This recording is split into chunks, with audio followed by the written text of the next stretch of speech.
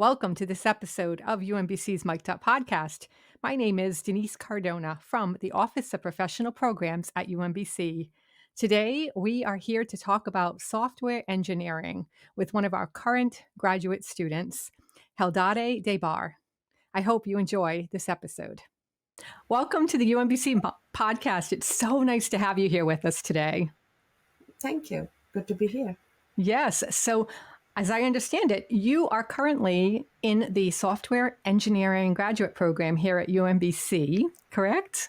Yes. Yes. So I love to hear journeys of what you did before this, before enrolling in our program. And what was that educational journey like? What was that path like? Okay.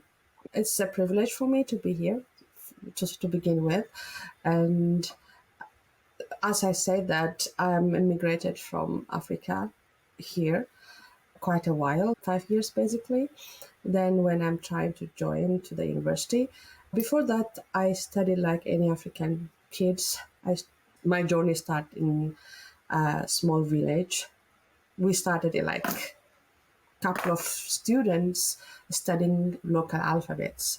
Then after we just moved to the primary high school and attended college in the national capital. Then I moved to Czech Republic to study for my master program in international economics development. And while I'm studying my master's, I have been doing different kinds of jobs, like student jobs, if everybody can go through it, to support myself and my family. Then I joined, after my graduation, international non-governmental organization to do related to modern teaching methods with the universities and with the elementaries, high schools in less fortunate developing countries in general. Then I moved here and I started working. I employed at MGM National Harbor, and I also do part-time subcontracting, writing a project for developing countries, especially resettling of refugees around here. And I start to let me explore my options to help more people because the things are changing and modernization. Then I try to apply to the University of Maryland, Baltimore campus, and I'm here today with you. And you're here today with us. That's amazing. What a journey. So I just love that story of when you were a child in Africa and you were part of a small school. And what was that like? I'm just curious in terms of what did that do to you when you were a child, as far as the just being able to be in that setting where you're learning new things. It must have been really exciting if you can think back that far to that point.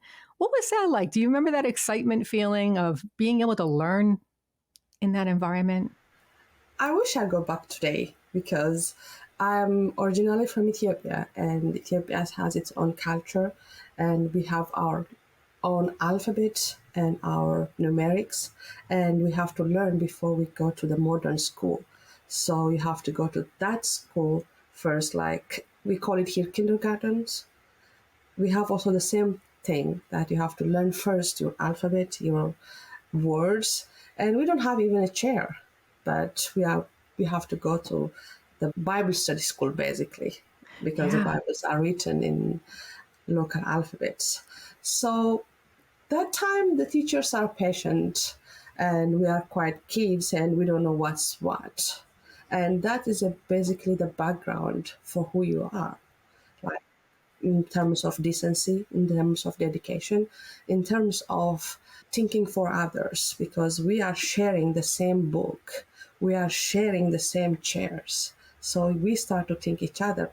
That kind of personality grows up from there. So I really love it. I wish I would go back. I don't remember that much, but when I see my kids or any other kids has to go through that, this is my belief. It may not be right for the modern society or what you call it, this generation, but we learn a lot and we survived lots of hardship because of that. That is what we call who you are. That's powerful. And to me, it just reminds me and hopefully others who are listening in or viewing this video how just, we are so fortunate to be in an environment of learning, of being able to grow and expand our knowledge base. And so many times, I know myself included, I've taken that for granted. And then when I hear stories like yours, and my husband is similar, from a similar background in South America. He went to a very small school, and he was privileged to be able to go to this school because not everybody can go to school. And to be able to learn at that young, impressionable age, the value of education is so powerful. And so now here you are at UMBC, just a great university. I'm proud to be part of UMBC, proud to work here, and also I'm a graduate of one of their programs. Really proud to say that I'm part of that UMBC community. And it's just, yeah, I love hearing stories like that. And I think that a lot of people will be able to, if not relate, they can at least empathize and then see the value that, wow, we all come from different places, from different lenses. And being able to pay attention to that is so important in society in general. Yeah. Definitely. So, software engineering, what is it that made you go into software engineering? What do you love most about the field? The first thing is I'm old school. Like, I basically want to see everything in hard copy. Like, while you just, the first time I see computers when I was after I graduated my bachelor degree. Wow. Like, which is when I came to the capital city. So imagine the first thing you learn is how to communicate with writing on the Word, like the Office Explorer things. So it's expensive for us to have this kind of privilege. Even though it's developing countries, there are some people who got more access. I cannot say that everybody is poor, but the place where I came from is the eastern part of Ethiopia. That means, yes, my father was university professor, but still there is no access for everyone. So when I moved to the capital city and finished my first degree, then I started working. I see these kind of things which catch your brain or your mind.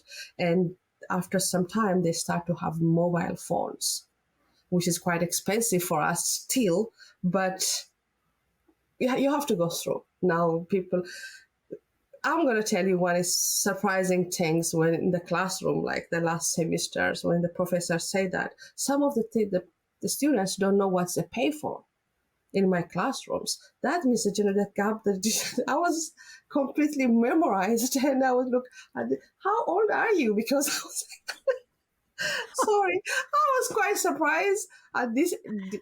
They don't know what a payphone is, but we have been through that with the analog phone and everything. So imagine the technology evolvement during all these times. So after I moved here, even though I know the computers thing that much, and I moved to Europe to study my master's, but it's not this much change of like overnight thing. So I have to familiarize myself to the modern thing, but still getting curious how it works, especially when it changed from one window setting to 11 or 10. Everything which I get used to it is completely shift. And okay, I have to know this because imagine I am here and how many women's back home get confused on this kind of settings. We have been using Windows 9, Windows 8, Windows 10. Everything is going to change. Trust me, especially when it is on the Explorer, on the internet. I was trying to look for the thing that I am familiar with. So I have to know. And I don't have any background at all. But the software engineering department, when I just go through the internet of the department, there are lots of things are going there. When you see the professors, they are well experienced, and you feel that you belong that age, and they could understand you what you are saying somehow.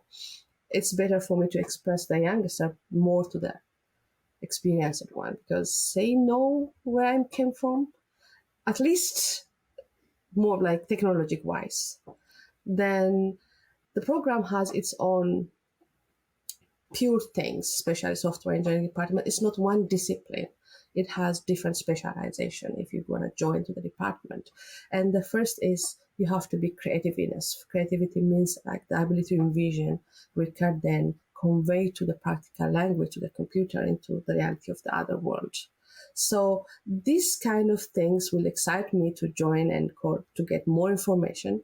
And I see Professor Samara is explaining about the department, the course they are providing. And I decided, okay, if I can able to talk to him and explain to him who I am and where I came from and what I'm looking for, he might gonna help me.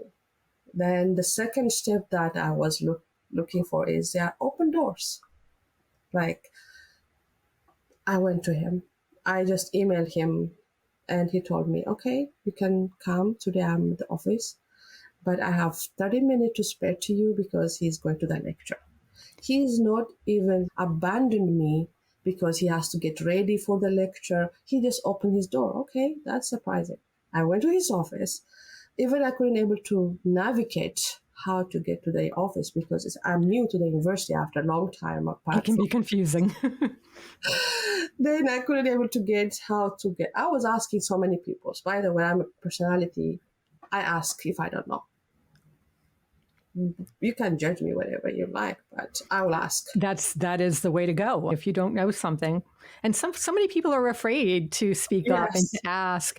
To me, that is the beauty of having a curious mindset. Is I'm curious about this. I need to know, so I'm going to ask. And no question should be made to feel foolish.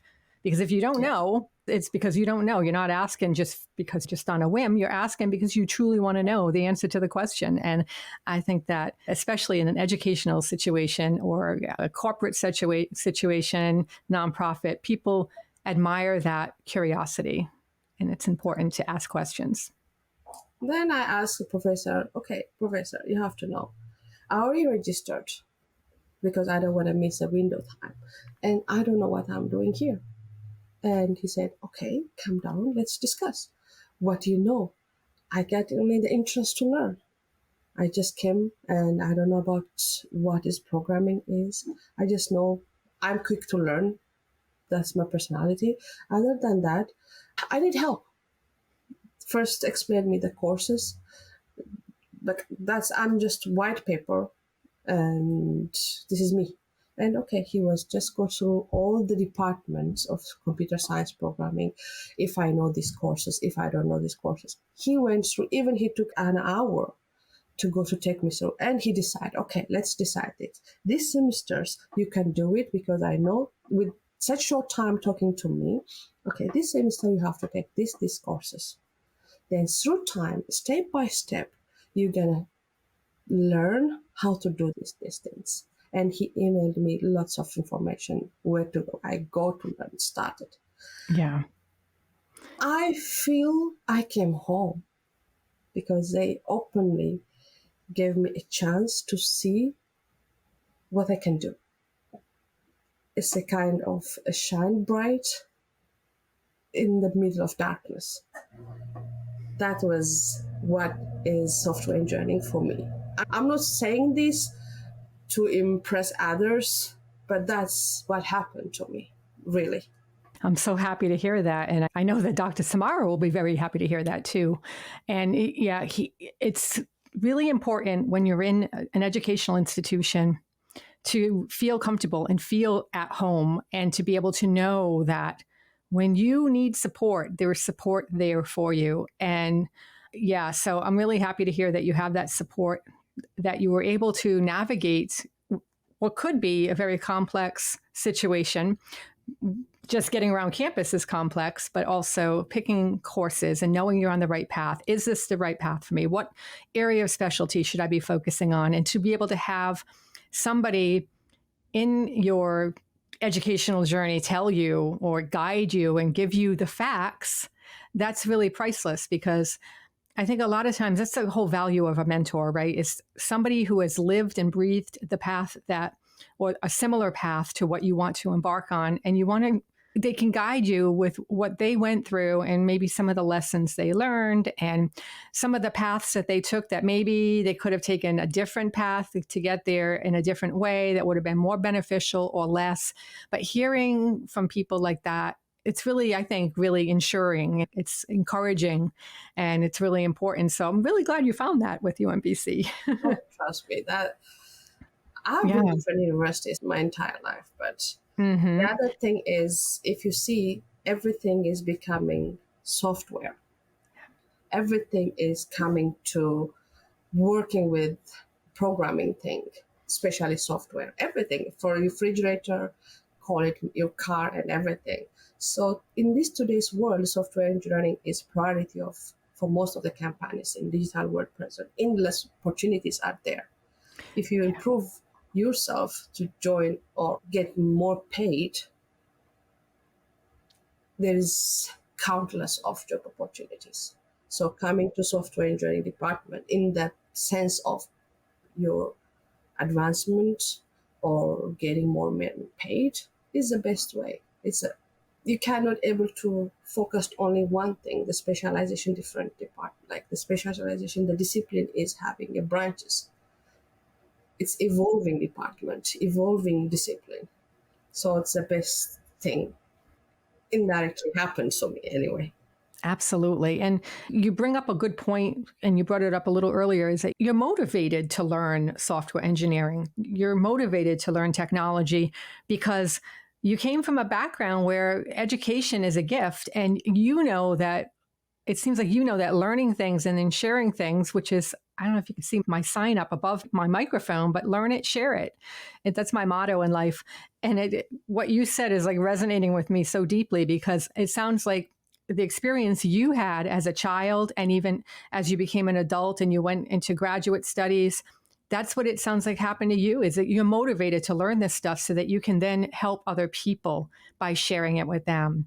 And it's so important. You think about technology can be a really overwhelming thing in life. My parents, when they first got cell phones, and gosh, when the pandemic first hit and we were all trying to get on Zoom as a family, oh, my poor parents, they were so lost and nobody could go to their house because they were older. We didn't want them to get sick. And so we were all just trying to troubleshoot online. And that can be such a frustrating thing for both parties because you want to help so badly. And they're frustrated because they don't understand what they're supposed to be doing.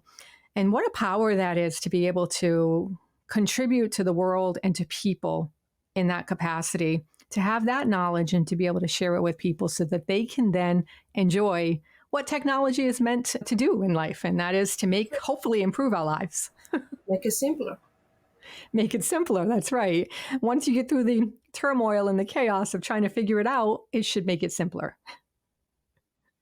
So, how so far in your career here at UMBC in the program, how has it prepared you so far for what you want to do in once you're through your educational studies here? Fundamentally speaking, software engineering is not some sort of one way or with rule bridge discipline, but also it is an art, requires our creativity of different things. It has a lot of choice to make you specialized on. So what I am going to take away from the university is my passion is to help others. That is who I am. I was working for a development project my entire life. Most of the people get an opportunity here. We all pass through ups and downs. We have a problems. But which one is worse than or better than the others? We get more experience here.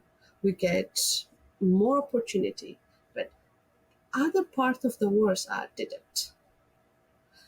What legacy do you have to pass it on? Starting from your neighbors, starting from your children, starting from your siblings. We all have a baggage who needs a support. So if we support them with little we know And if we share what we know, we will be in better situations. There are so many evils out here. Let's share something, like communicating with others. What my future, like my dream was, take half of some students for a partnership to back to the other country, other world of the countries, and let them share, because you learn both ways. They learn from you a lot. You let them learn from you others. I want to create that kind of bridge for the fresh graduates to be thankful what this country offered them, what this their family offered them. Just for a couple of 2 weeks apprenticeship programs. In Europe, we have that, especially through non-governmental organizations. They are going for apprenticeship. They just get paid for a couple of euros for their bedroom or their, and we have to choose this like real Americans or Americans in general to give that kind of opportunity to learn from others, to share. Because while you are teaching others, sharing your knowledge, you learn a lot, because your subconscious mind trying to activate it in order to help others. And you will be creative enough, who knows? And you will learn to be grateful what you have. That thing I want to create in the future, if God's will. Because I don't want to be, okay, I need to be get paid working for the big companies, but I don't want to do it for a long time. I just want to, because these generations, including my own, they'll get lost. I don't want them to have that. Just let them go and see, instead of giving a big party on the graduation. Save that money, let them go and see, because there are lots of, for example, Save the Children, IRAs, there are Medical Sans Frontier, there are different non-governmental NGOs are here, which works in developing countries, not only East or West, wherever. And give them the opportunity for these fresh graduates to share their experience. Let them learn from the others and let them teach the others. That journey, I want to open it if I get a chance, or anyone for that matter, in the position. Let this generation to see, instead of running after money, first let them know who they are. Be grateful for what they have. Then only they appreciate what they are going to spend on, what they are going to build on the future, because America gave me something special. Sorry to say this. I have to be grateful for that, which I never had. And I don't want this country or any other country to go to the hill because you offer me something special. I want those people to see what I had, or what it is an amazing opportunity to come to the university. Even though you pay, there are some university you cannot go. It doesn't mean that you have the money, you go to the school and you get the knowledge that you have. Even though it is, at the same time, do something with your life. It's not only all about you. That's very special. I'm reading a book right now. I just downloaded it last night and I can't remember the name of it yet, but because I only just started it and I read like 2 pages. And one of the core messages of those 2 pages I read was, it's not about you, it's about other people. And so it's just ironic, coincidental that we're having this conversation, because I always think there's more power when you make it about others than when you make it just about yourself. And so there's a real message in that for me. I see that and I hear that often. And, I always think when you're feeling down or you're trying to chase happiness, it's probably not going to find you. The way you find happiness is through doing things for other people. And that's where the happiness comes in. And I think that with software engineering, the world is so wide open with potential for being able to make a difference in society through software engineering, that it's not difficult at all to find a way to be able to make it about other people. And so it's really powerful. It's creating a culture. because you are using their own language. You are using their coding system. You are using something which is more wider than what you think. Software engineering is not about only creating a program or software or an app. It is about involving other culture in it so that other could learn it. Because, for example, this kind of layout, like the interface that we are communicating, some of the languages are only in English, right? So software engineering gives you the capacity to include different languages so that other will understand it, other can use it. So the same thing, it's sharing. Software is not like you just make money out of it, as well as it is you are sharing what other to benefit from it. So if we think outside the box is what is software engineering, because that's what is creativity that involved in software engineering. It's not only about you created it, then how are you going to share it? It's in software engineering because you are developing the software so that other will understand it. So if somebody wants to join the department, have this mentality. It's not all about you. It's about others too. That's software engineering for me. I don't know for others, but for me, yeah, definitely. I love it. Thank you so much for sharing all your thoughts today on this. I frequently throughout our conversation, I ended up with chills because I resonated so deeply with what you were saying. And it's just, to me, it's emotional. And I know that you feel the same way because I could see that you're feeling that way too. It's when people think of technology, I don't think they think of the emotional aspect that technology can bring to the world. Mm-hmm. And you brought that out. And so thank you so much for bringing that human approach to technology, because I think a lot of times that's the missing element, and that is a crucial element. And you brought that out beautifully in this conversation. So thank you so much for sharing that. Thank you. You're welcome. Thanks so much for listening to this episode of UMBC's Mic'd Up podcast. If you'd like to learn more about our offerings, do a search for Software Engineering Graduate Programs at UMBC, or simply click the link in the description.